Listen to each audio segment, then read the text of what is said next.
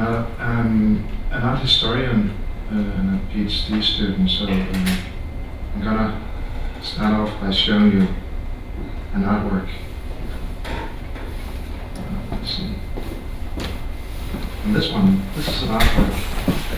This is a pocket fluff.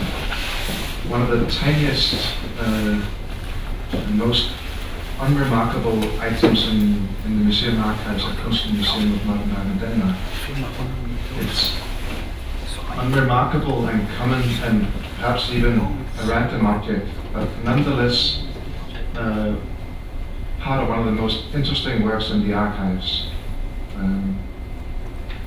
This small quantum of pocket fluff is a part of a pocket museum.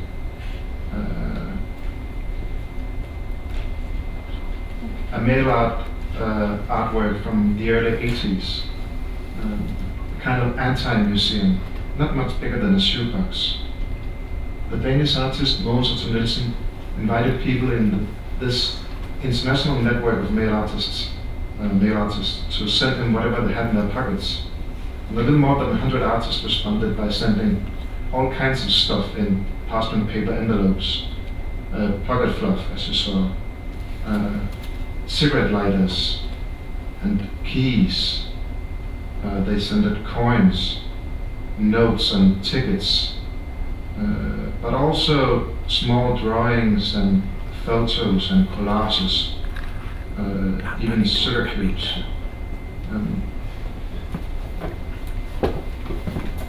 There was also a small pocket on a piece of cardboard. All these kind of really small random objects. The pocket fluff and all the rest here it's a small part of a small artwork in a larger mail art archive. Now at the Art Museum in Denmark. It's a messy archive with more than 16,000 objects from around 600 different artists, and it's in no logical order. As a PhD student at the museum, it's my job to sort it out and to map it, and really to make sense of it without making it fit too well. And my plan is to digitally map it in a digital interface, and I will get back to that. This talk is about cataloging according to a new kind of archive order. Not just about mapping mail art archives. This archive is extraordinary, but it's also interesting as a radical version of a very contemporary problem with large collections of art and cultural heritage and too much information.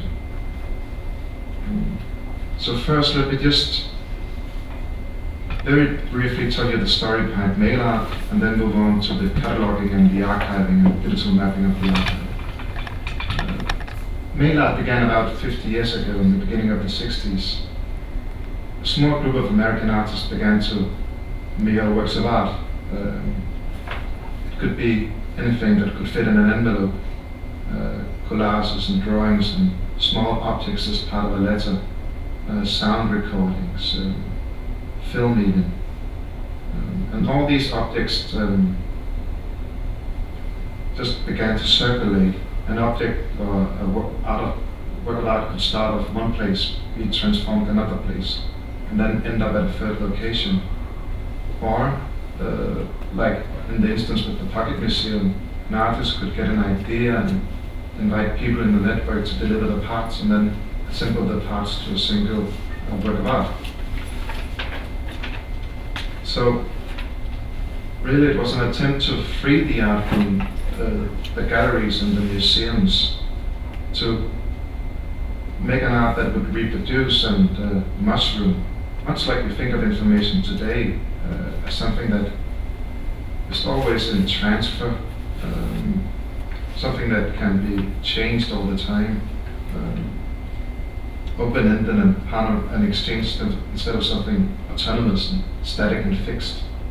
So this mail art network, long before the digital technologies made it common, was actually somehow, I thought about it yesterday during Rames's talk, that this mail art network actually resembles his idea of what the web should be like, with hubs and nodes and stuff like that. Well, this Mail Archive at Kunsten calls for a new way to organize and visualize our museum collections, not to keep visitors behind computer screens, but to really deepen their understanding and to unveil all the hidden stories and the funny anecdotes and the knowledge attached to each museum object. Exactly because of this messiness, the Mail Archive is interesting as a case study. This kind of new archival order that is taking shape. In many ways, the Mail Archive embodies the very idea of the archive in motion. The archive or the museum is something in permanent flux or transfer. The archive is our collective memory, but being so, it also reveals our priorities and our blind spots, as has been pointed out by Wolfgang Ernst and Michel Foucault before him. So it's a careful selection of what to keep and what to, perhaps more importantly, what we forget. So the old modern archive or the old museum were about cataloging in order, about separating and identifying. But the new archival order is about relating and connecting and linking together objects in a new way. And collecting and cataloging the Mail Archive began in the most simple format at all, an Excel sheet. Not just cataloging items, but also chunks of items, and all the associations and connections attached to each object. That would be related artists or archival uncertainties, archival notes and free associations. And though this is just a common and old-fashioned Excel sheet at the very beginning, it's based on the idea of the rhizome that every object is connected at some point or another. So we've just been really tackling and connecting all the associations, not just by us, but also by users. That's the idea in a way. To really try to pin it down to how the brain actually works, making a map that let you skip from association to association, not bound by museum taxonomies. And also, of course, this would make it easier later on to map the archive and connect the items.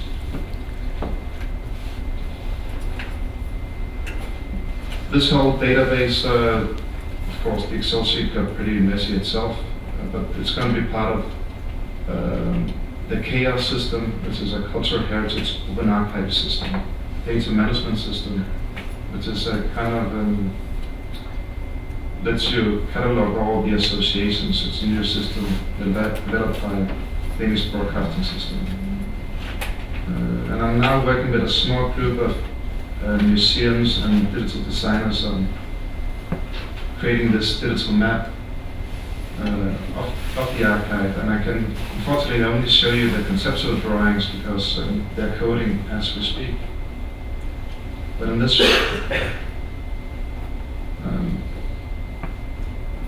just want to show you some of the conceptual drawings. This is the pool, which is clusters of items or associations, not connected by lines but by distance. And all the association is connected by the museum employees, but also by users, thereby letting users create new patterns and new connections between items.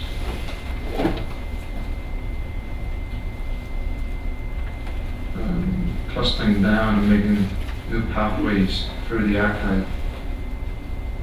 So the old archive was about the power of knowledge, and well, the new archive is still about the power of knowledge, but then you got a new layer of open-ended user-generated metadata, which hopefully make room for all the silent documents and all the silent objects, all the stuff that didn't fit before. And you could say that the archive was static and in one place, and now we can talk about the archive almost as a living organism. So therefore you need to be able to oscillate between the overview and the complexity, the structure and the detail, and to shift your perspective between the object and the order. And this is important. Reconnecting the object is important, because you need more and new ways of accessing relevance to the archives, I believe. For example, connecting an object from the Cold War, which is also a small piece from the Cold War, and consider another piece again from the Park Museum. This is also just a small part of the story of how the Mail Art Network made it possible for artists in the West to work with artists behind the Iron Curtain in East Germany and Czechoslovakia, for example.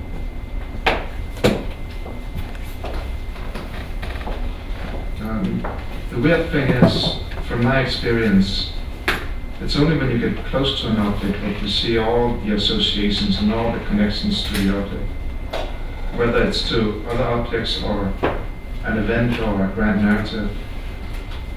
The challenge is to balance the two, the openness and the many associations.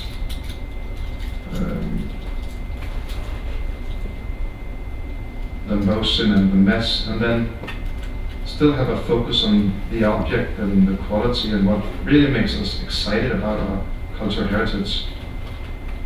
Because I believe still that what is exciting is the real material objects and the story it tells, of course.